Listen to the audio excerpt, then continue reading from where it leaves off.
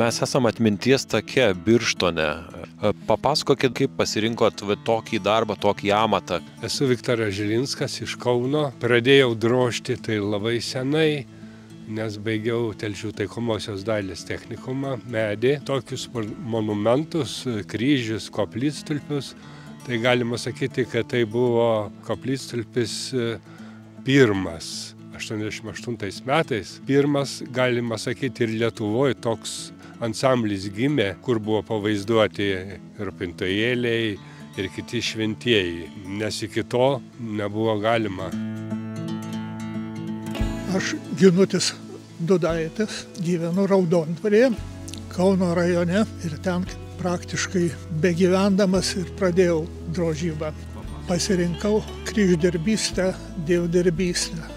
Nesigailėjau, bet neįsivaizdavau, kad laukia toks didelis įžanginis darbas.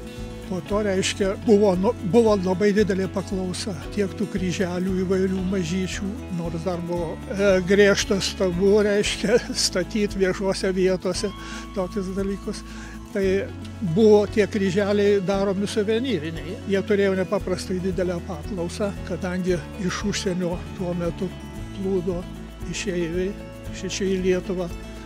Ir bet koks tautodailės dirbinys, ar tai būtų rankšluostinė, ar juostinė, ar skulptūrėlė, ar rūpintojėlis, ar ten kryžiukas, koks nors viskas turėjo, jiem buvo labai brangu ir turėjo paklausą. Va tais laikais, dar sovietiniais laikais, buvo liaudies meno suklestėjimas, didelis bumas. Dabar jau tos kartos nebėra, paklausa minimum, mano požiūriu, kažkaip lyg tai ir mes ant žlugimo kažkokios ribos tokios. Arba tas įgauna visai kitokias formas, visai netradicinės. Kaip jūs įsivaizduotumėte tokį kaip ateitį šito tako ir ką palinkėtumėt žmonėm ateity, kurie eis, lankys šitą taką? Aš įsivaizduoju, kad gali tas takas ir dar tęstis. Tų įvykių dabartinių ir Ukraina, ir kiti įvykiai tokie jau ir nepriklausomybės laikais yra įvykę ir būtų kaip istorijos tęsinys. Kaip sakiau, minėjau, kad tada tų benzopjūklų tokių nebuvo. Būtent ir įdomu, tie įrankiai, kurie buvo, ne? Tai buvo primityvūs įrankiai, aš netgi atsimenu, iš armatūros kaltas buvo mano toks specialiai nukaltas, nukalė, nes tokių kaip dabar įrankių tikrai pardavime nebuvo.